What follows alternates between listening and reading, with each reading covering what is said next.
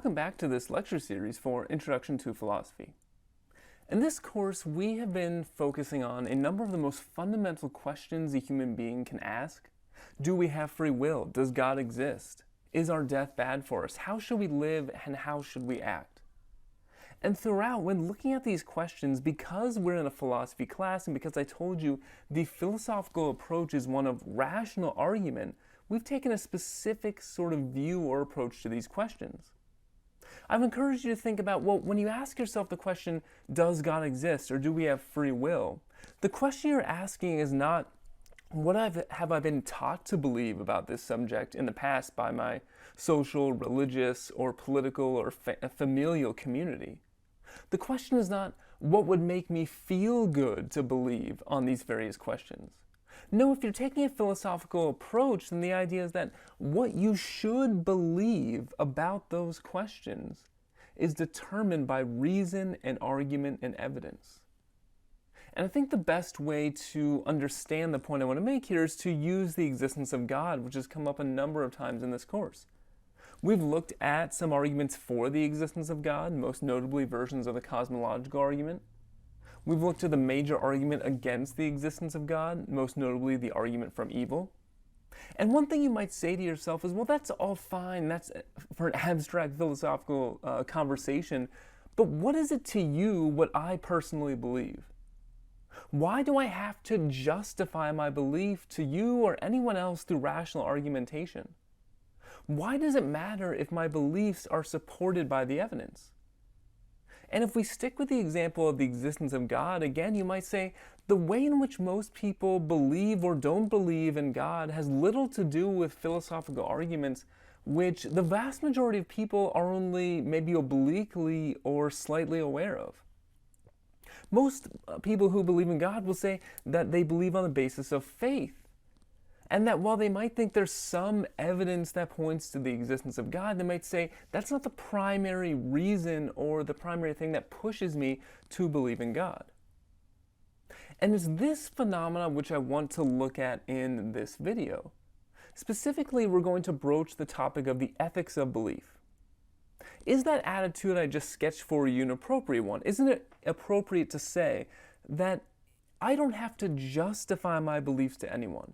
That belief is a merely personal matter and I can believe whatever I want. Certainly it's wrong for me to act in various ways, right? It's wrong for me to lie, steal, or murder. Of course, those are all wrong and we accept that. But how can it be wrong for me to believe something or not believe something?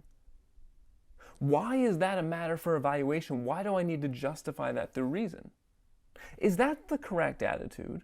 Or is the correct attitude toward belief more one that would say that we're only allowed to believe what we have sufficient evidence to believe?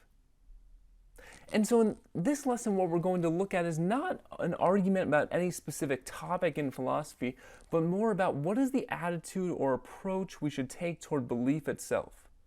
Do all beliefs necessarily need to be supported by evidence? Now, in order to begin with this topic, what I first want to do is sketch out some of the various answers that you could give to this question of the ethics of belief. And so first, let's begin by giving a more concrete definition of the ethics of belief. What is the question we're asking here? The question is essentially, when is it morally or ethically acceptable for me to believe that some proposition P is true? So a proposition is just a sort of sentence or statement that is meant to indicate that something is correct or is true. So propositions would be like, some examples could be, God exists, God does not exist, human beings have free will, death is bad for a human being, etc., right? All of these are propositions. They say that something is true. So the question is, when is it morally appropriate for us to believe that some statement is true? And the first split I want to outline is a difference or distinction between evidentialism and non-evidentialism. So first, what is evidentialism? Well, if you are an evidentialist, then you take the following attitude or you give the following answer to the question of the ethics of belief. You say it's only acceptable to believe that some proposition P is true if you have sufficient evidence that P is true. So what would this mean? Well, applied to the question of, does God exist? Does this mean that you can't believe that God exists? No. For instance, if you think that the cosmological argument or the design argument, or if you think you have some other argument for the existence of God that gives you sufficient reason and evidence to believe that God exists, then the evidentialist would say, well, yeah, then if you have such an argument, if there is such an argument, then in fact you are allowed, you're permitted from a moral point of view in believing in God. Now, of course, the evidentialist would say we need to be careful not to deceive ourselves.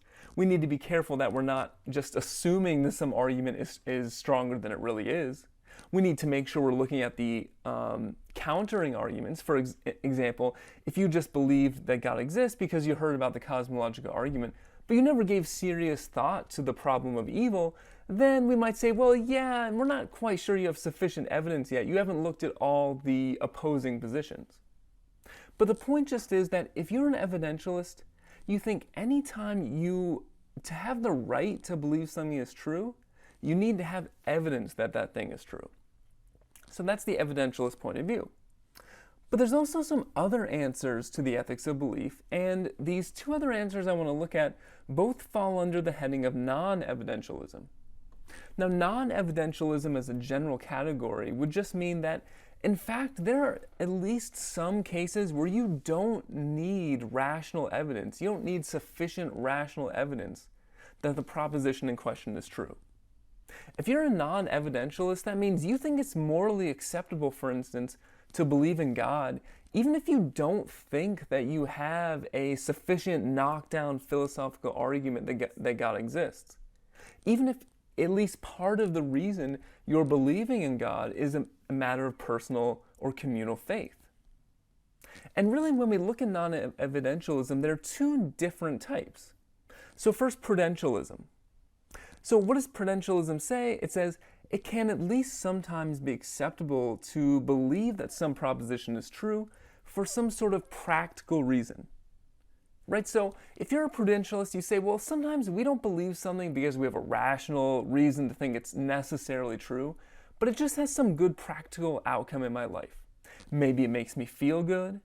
Maybe it makes me connected to my family. Maybe it makes me connected to my community, the traditions that have been passed down to me through history. Maybe it fulfills me, satisfies me, and gives me meaning in my life. And of course, all these reasons I just mentioned are sometimes reasons that people will give for their religious belief.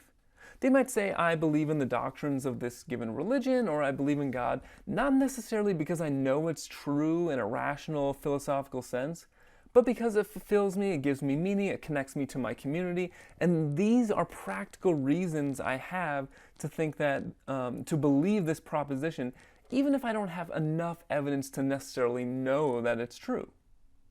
So that's one form of non-evidentialism. The second form of non-evidentialism is Fideism.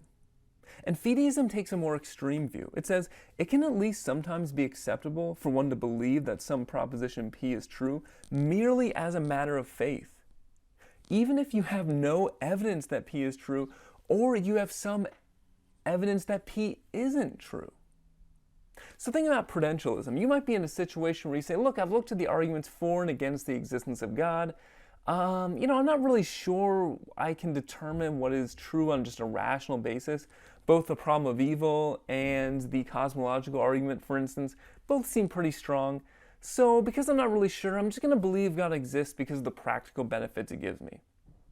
So notice that prudential point of view, it's not necessarily going against something you know is you're not believing something you have good reason to think is false. You're just sort of in an uncertain state of mind, and you're allowing the practical benefits of the belief to tip the scales in one direction or the other. But the Fideist goes further. The Fideist says that no, you're allowed to believe things merely on faith, even if you have absolutely no reason to think it's true, and maybe even overwhelming reason to think that it's false.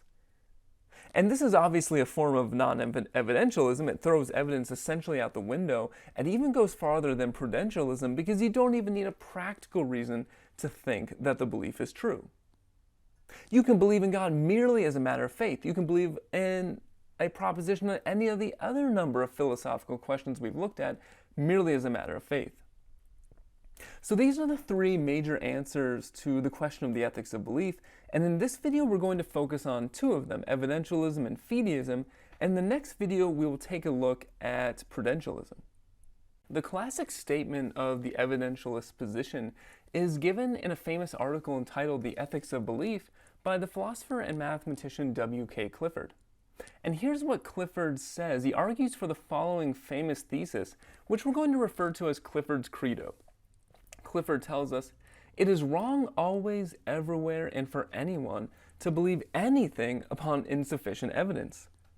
Now you notice that's a rather extreme statement. It is a sort of categorical statement that's never okay in any circumstances by anyone at any time to believe something that is not fully supported by enough rational evidence. And in that sense, you might say that there are certain commonalities between what Clifford is saying here and the sort of point of view that we saw in Socrates. Socrates and of course Plato believed that the greatest harm to the soul was ignorance, that the way we live a good human life is by engaging in philosophy and rational argumentation to extinguish ignorance from the human soul. And of course we do that by not believing things that are false, by not deceiving ourselves, by facing up and owning up to the truth. And I think Clifford can sort of be seen in that tradition here. He's saying it is never okay just to believe something because it makes you feel good, because of some practical reason, or because it's a matter of faith. You always need sufficient evidence. Now, one thing we should say about this at the outset is we should say something about the phrase sufficient evidence. Because you might quickly come back to Clifford and say, well, wait a minute, I have to believe many things. That's not like that I don't have any doubts about, right? There's some things I need to believe that I can't be certain are necessarily true. So for instance, let's say you're in the second story of your house and you're walking across the floor. How do you know for sure that the next step you take, you won't fall through your floor and break your leg or something? Well, you don't know for sure. So what should you do? Should you not believe that the floor will support you? Would we say because there is some doubt about whether the floor will support you, that this means you have insufficient evidence to think that's true? Well, not necessarily. I mean, this would be a big problem for Clifford because then it would pretty much eliminate all of our beliefs. And I don't think he wants to do that. So when we think about the idea of sufficient evidence, we just mean enough evidence to make it reasonable or rational to believe it's true, but not necessarily absolute certainty. You could say, look, I walked across this floor many times. I've been in similar structures. I've never fallen through the floor. So although it's possible I could fall through the floor, there's no real reason for me to think that I will. And so you can have enough evidence to believe something even if you don't have reason to be absolutely and completely certain about it. And that's what Clifford means by sufficient evidence. Now, as I just said, Clifford's Credo is a rather extreme statement. And so this should make us wonder, why should we believe it's true? Why is it really always wrong to believe something on insufficient evidence? Isn't it okay if it's just a small thing, a personal matter? Well, to explain where the wrongness of believing on insufficient evidence lies, Clifford gives the following example, which I'm going to call the shipowner. So here's the example. Clifford tells us a shipowner was about to send to sea an immigrant ship. He knew that she was old and not over well built at the first, that she had seen many seas and climes and it often needed repairs. So he's got this ship which is not in the best shape, it's been through many voyages and really should be fixed up before going out to sea another time. Now, doubts had been suggested to him that possibly she was not seaworthy. These doubts preyed upon his mind and made him unhappy. And you've all been in this situation before, I imagine. Maybe not with a ship you own, but for instance, here's a rather common example, at least in my life personally. So you're driving down the road and you start to hear a little noise that you think is coming from your brakes. And the thing you start to think about, okay, well, I have to take care of this. I'm going to have to find time to get the brakes looked at. If you have children, you might say, now I've got to find someone to watch the kids while I go do this. And then you start thinking about the amount of money it's going to take. And you say, well, I'm not really that much of an expert in terms of cars. So I'm pretty much going to be at the mercy of whoever I take the car to look at it. And none of this sounds very pleasant. In fact, as you're driving down the road and you're thinking of all the steps it would take to fix up this brake problem in your car, nothing seems more aversive, nothing seems more unpleasant than just taking your car to get this issue looked at. So what happens? Well, you might start going through the following thought process. You say, well, look, it's just a small, tiny sound. It's not really that big of a deal. Maybe I'm just hearing things. I'm sure it'll probably just go away. Maybe it just needs to work itself out, right? You start to have these sorts of thought processes. And Clifford describes this exact sort of thing going on here. He thought perhaps he ought to have her thoroughly overhauled and refitted, even though this should put him to great expense. Before the ship sailed, however, he succeeded in overcoming these melancholy reflections.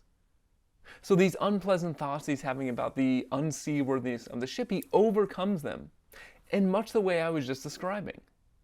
He said to himself that she had gone safely through many voyages and weathered so many storms it was idle to suppose she would not come home safely from this trip also. Right? So the ship's been through many voyages in the past. I'm sure it'll be fine this time. The ship owner would put his trust in Providence or God's will, which could hardly fail to protect all these unhappy families that were leaving their fatherland to seek for better times elsewhere.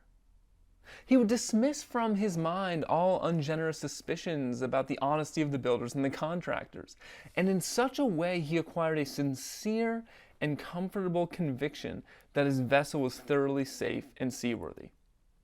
And this is an interesting question because in this sort of thought process he's describing, do you think you can acquire a sincere and comfortable conviction? Right? Because we've all had this experience again of trying to put doubts out of our minds. And you might say in some cases maybe you really can be successful. In some cases, maybe those doubts start to creep back in, but suppose you were able to work yourself into a position, you were able to go through a process of suppressing your doubts where you sincerely believed the ship was fine, that the brakes were totally fine, and you were totally comfortable in your belief. And, we might say, well, hey, that would be a great victory because before I felt all icky, I felt sad, I didn't want to think about the fact I have to take care of this problem, but now I've just kind of shoved it under the rug, and if I'm able to feel comfortable, then all the better for me, right? So the ship owner works himself into this sincere and comfortable conviction. And what happens? He watched her departure with a light heart and benevolent wishes for the success of the exiles in the strange new home that was to be. So there he is. He watches the ship sail off, only wanting the best for the passengers on the ship and sincerely believing that the ship is going to be just fine. You might even say as a matter of faith or a matter of hope. He had worked himself into believing that everything was going to turn out for the best. And what happens in this hypothetical example? Andy got his insurance money when she went down in mid-ocean and told no tales. Now, of course, the general contours of the case are clear. Here we have someone who sincerely believes something, but on insufficient evidence. All rational evidence showed that, in fact, it was wrong, or it was unsupported to believe the ship was going to be okay. There were all sorts of signs that something seriously bad could happen if the ship went back out to sea. But he ignored all those and developed a belief that it was going to be fine. So here we have a clear case of someone who violated Clifford's Credo. And the question is, why was doing so wrong? And the real first question you want to ask is what makes this act wrong the fact that the ship sank? For instance, in the previous case, if the ship owner had done the same thing, had the same doubts about the ship, and overcame those doubts, and the ship didn't sink, it just got to its destination perfectly fine, would that make what the ship owner did any less morally wrong? Clifford doesn't think so.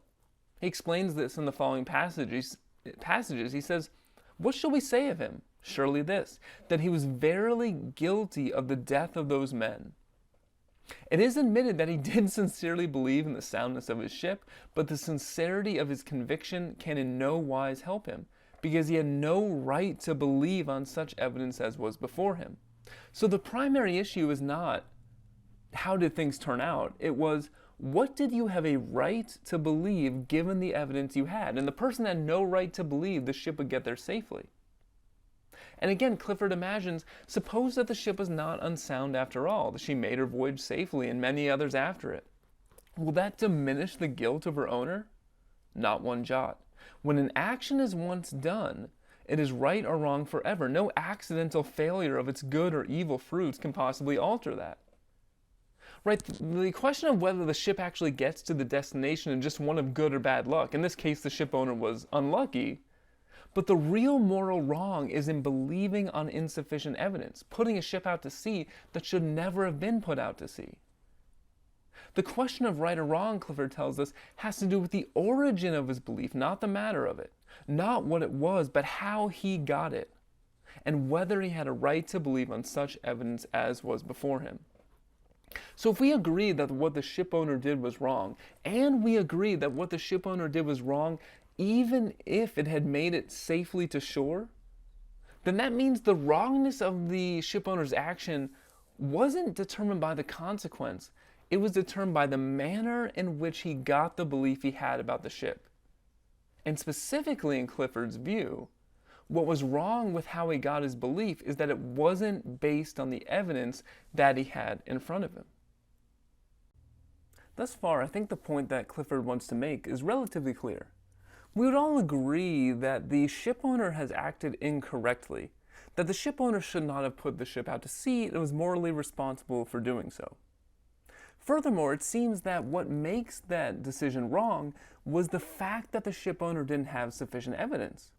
So what Clifford wants to say is that we should apply that same principle in all cases. And this is how he gets to the idea that it's always wrong in every circumstance to believe in anything on insufficient evidence. But we might say that, look, there's something special about the shipowner case.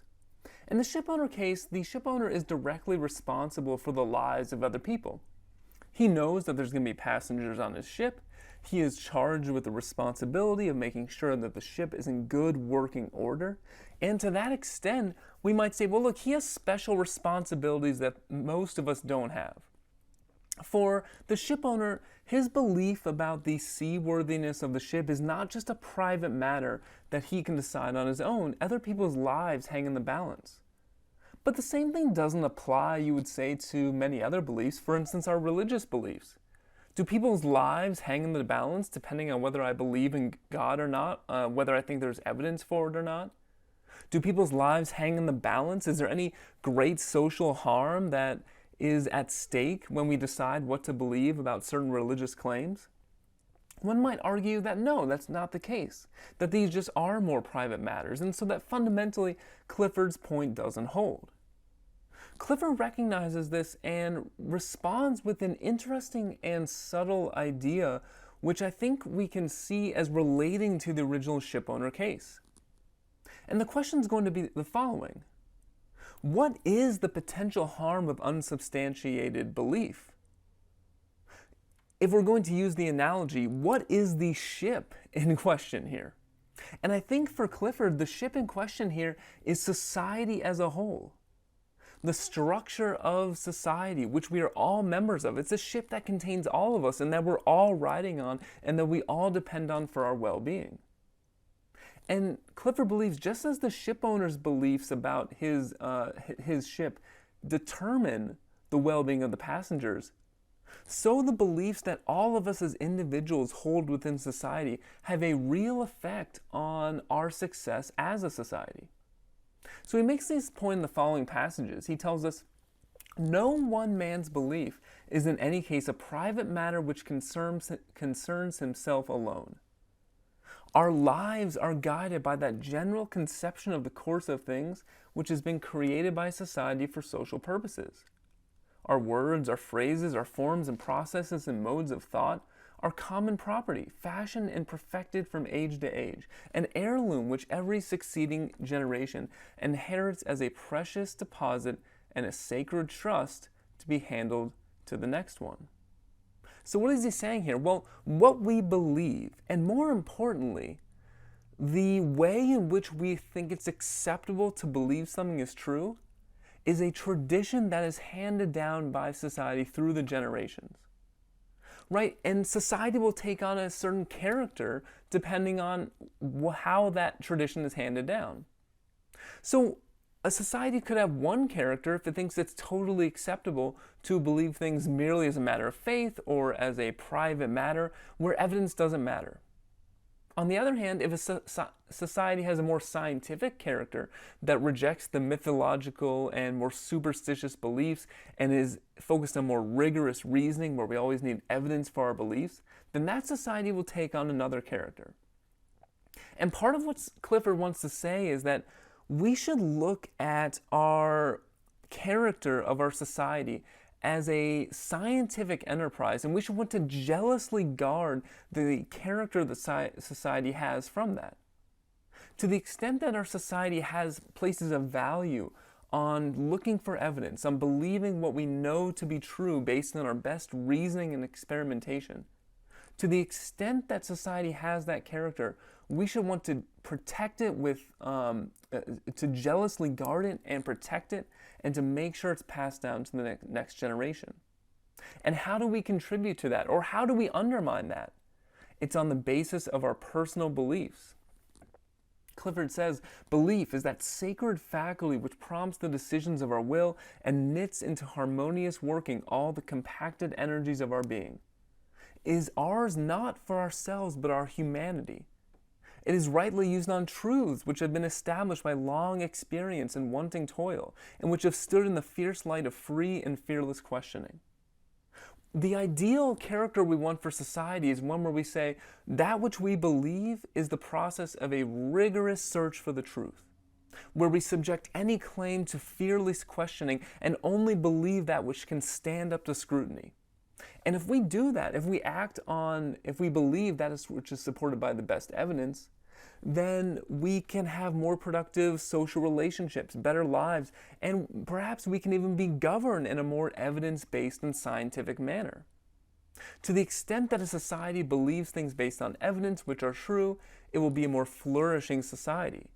And so we all have an interest in supporting that character of society, just as all the passengers of a ship have an interest in supporting a approach to the structural integrity of the ship, which believes that evidence is of primary importance. And so we support that character by basing our beliefs on the evidence, and we destroy that character by basing our beliefs on superstition, on faith, or not caring about the evidence. He tells us this character is desecrated when given to unproved and unquestioned statements for the solace and private pleasure of the believer, to add a tinsel splendor to the plain straight road of our life and display a bright mirage beyond it, or even to drown the common sorrows of our kind by a self-deception which allows them not only to cast down but to degrade us. So if someone says, look, I need to believe in all sorts of claims which I have no evidence for, but are necessary for me to get through the sorrows of life, to give meaning to my life, to give me hope that there's life and a life after this one, even if I have no evidence for it. A person like that is using their faculty of belief to satisfy themselves, to give themselves personal satisfaction at the expense of harming the scientific character of society as a whole. We all have a responsibility to support the idea that beliefs should be held in accordance with the evidence, and whenever we fail to do so, we degrade that character of society. Now, Clifford fully acknowledges that what he's asking of us is a real sacrifice. What he's asking of us, when he asks us to only believe that which is supported by sufficient evidence, we are sacrificing a real pleasure, safety, and security that can come with believing what feels good or what we've always been taught. So he admits it's true that this duty is a hard one, and the doubt which comes out of it is often a very bitter thing. It leaves us bare and powerless where we thought we were safe and strong. So look, he admits that when you say I'm only going to believe what I have evidence to believe, you're going to find that many of the things that's common to believe or that you thought were true are not fully evidenced. This is going to bring in a whole flood of doubts where previously you had safety and security. And Clifford admits we feel much happier and more secure when we think we know precisely what to do. It feels more secure, it feels safe, it feels more pleasurable and happier to have a certain plan that's laid out for you and have a certain set of beliefs you think you can hang your hat on. So he admits that what he's asking you to do is not necessarily going to make you happy or give you more pleasure in a certain sense. But what he wants to say is that, again, if you prize your own personal pleasure over the social interest that we all have in supporting the scientific, evidence-based, and rational character of society, then he says the pleasure you have is a stolen one. Why is it stolen? Who is it stolen from? It's stolen from society. It's stolen at the cost of denigrating the character of society for everyone else. And so for this reason, although the path he recommends is not an easy one, in some sense the path is an unnatural one for human beings who are full of biases and of course are very driven by pleasure and safety and security. The path is not an easy one, but he does think it's absolutely necessary for the flourishing of society, and for that reason he does think always, everywhere, and for anyone it is wrong to believe something without sufficient evidence.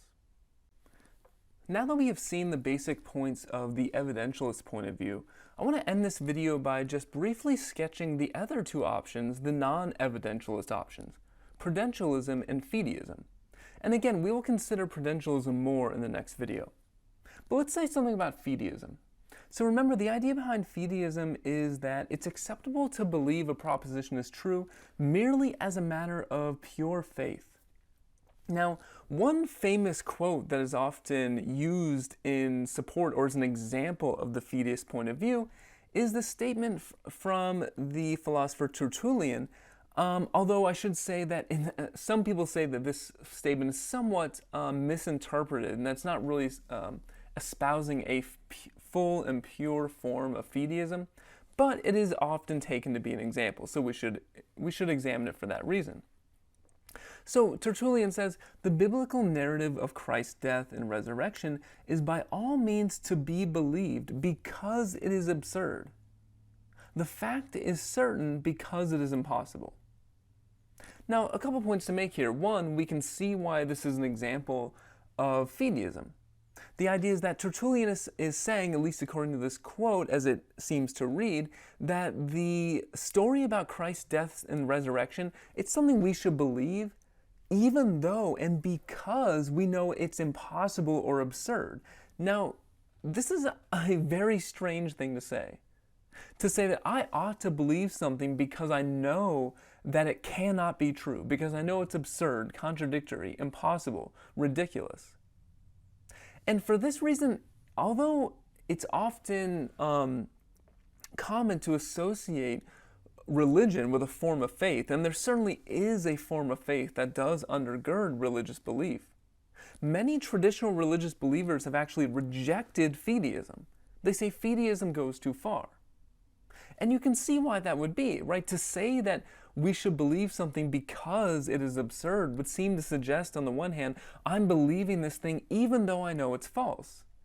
And that's a bit of a bitter pill to swallow, to say that this important foundational religious belief is something you know cannot be true.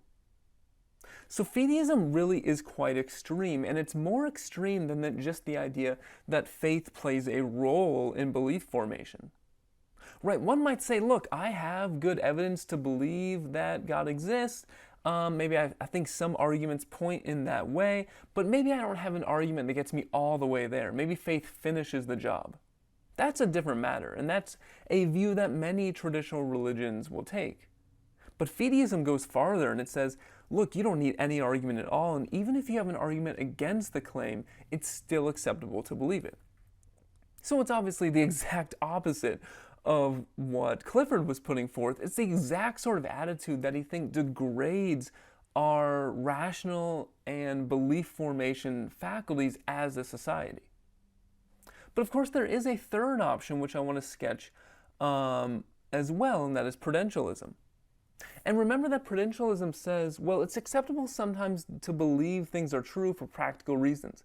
It helps me get about in my daily life. It gives meaning to my life. It makes me feel connected to other people or my community, right? Something like that. Now, one philosopher who I think expresses this view is Soren Kierkegaard. Now, what's interesting is Kierkegaard is often seen as a fideist, someone who believes that we should believe in the absurd. And that may be true in many of the things he says, but this passage that I pulled to represent the Prudentialist point of view, I don't actually think takes the fideist point of view. I think in this passage, which I want to discuss, Kierkegaard actually takes uses a number of Prudentialist themes. So what does he say here? What I really need is to be clear about what I am to do, not what I must know. So the first thing to ask yourself when you're thinking about the ethics of belief is, what is the purpose of belief? Is the purpose of belief to help you fixate on certain things you think are true about the world? Or is the purpose of our ability to form beliefs to help us to act, to help us to live? And what Kierkegaard is going to say is that that latter question about how I ought to live is much more important. The thing is to find a truth which is true for me, to find the ideal which I'm willing to live and die for. And this is a crucial point, because for Kierkegaard, what's important about belief is not so much that I'm necessarily having an accord with the evidence, right? If I engage in philosophical argument and rational argumentation, and the way I determine that the world really is, what I determine to be true, makes me sad, makes me nihilistic, gives no meaning to my life, then what was the point of all that?